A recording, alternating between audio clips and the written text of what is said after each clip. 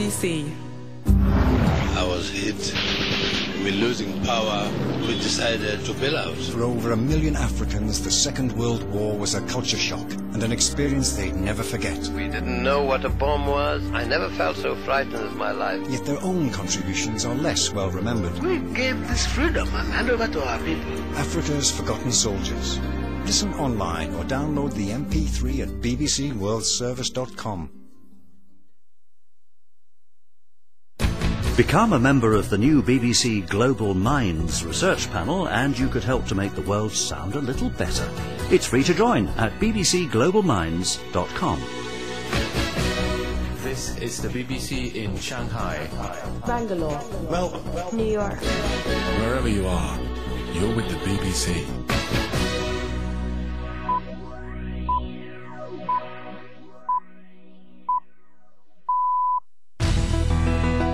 O'clock GMT. This is Mary Small in London with the world news headlines from the BBC. As people killed in war are being remembered around the world, the leader of Germany, defeated in 2 world wars, is for the first time taking part in commemorations in France. Cambodia has rejected a request from Thailand to extradite the former Thai Prime Minister Thaksin Shinawatra. China has reported better than expected economic growth figures. And power cuts across Brazil have left tens of millions in the dark, but the problem's now been fixed.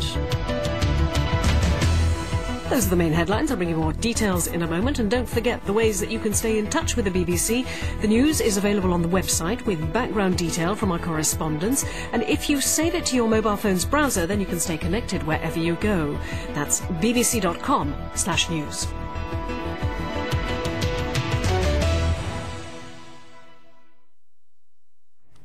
BBC News with Mary Small.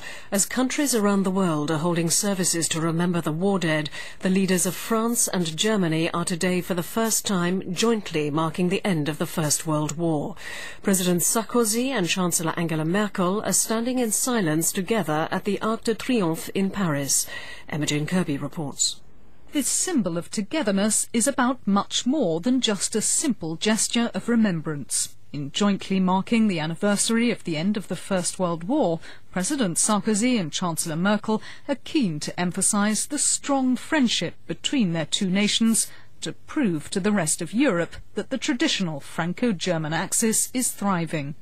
But in reality, it's Paris that's very much driving the relationship, seeking from Berlin new commitments on a joint economic policy, greater tax cooperation and backing for a European plan for energy independence. It's been announced that a summit of European Union members will be held next week to decide on who'll hold 2 new jobs, the first permanent president of the EU Council of Ministers and a foreign policy chief. The 2 new posts were created under the Lisbon Treaty, designed to streamline the running of the 27-member EU. The Cambodian government has rejected a request from Thailand for the extradition of the fugitive former Thai Prime Minister Thaksin Shinawatra. Mr Thaksin arrived in Cambodia on Tuesday to work as an economic advisor to the government. Rachel Harvey reports from Bangkok. A spokeswoman for the Thai Foreign Ministry told the BBC a copy of a note from the Cambodian government had now been received in Bangkok. Its message had been widely anticipated. Cambodia says it cannot accommodate Thailand's request to extradite Thaksin Shinawatra because it views the charges against him as politically motivated. We're now considering what next step to take, the spokeswoman said. But she made clear that at this stage the focus was still on pursuing legal avenues that could eventually lead to Mr Thaksin's extradition, rather than further retaliatory measures. A power blackout in Brazil threw its 2 largest cities, Sao Paulo and Rio de Janeiro, into darkness for several hours before the problem could be fixed. The authorities believe it may have been caused by a fault at the giant Itaipu hydroelectric dam on Brazil's border with Paraguay. Gary Duffy reports. The power cut affected several major Brazilian cities when millions of people were at home watching a popular soap opera. For those who were out on the streets, there was absolute chaos. In Sao Paulo, where more than 19 million people live in the metropolitan area, traffic lights stopped working, as well as parts of the city's metro system. Baffled motorists stopped at street corners to ask what had happened. There were similar problems in Rio de Janeiro, where it was reported that extra police were on patrol to ensure the blackout did not prompt a sudden rise in crime. World News from the BBC. The latest economic figures from China say the country is well on track to meet its target of 8% industrial growth this year, despite the global economic slump. Officials said factory output in October rose sharply, beating forecasts, and there was also an increase in exports. Officials say there was a jump in domestic retail sales, with Chinese consumers continuing to increase their contribution to economic growth. The Hong Kong High Court has ruled that the Cathay Pacific airline unfairly dismissed 18 pilots during a labour dispute in 2001 and has ordered the company to pay them more than $7 million. A High Court judge said the airline had not only wrongfully sacked the 18 pilots, but had also publicly defamed them. Political leaders in the South Pacific nation of Tonga have finished a wide-ranging review of the constitution and have recommended that the power of the monarchy be largely dismantled. Under the present system, the king and hereditary aristocrats control parliament. From Sydney, Phil Mercer reports.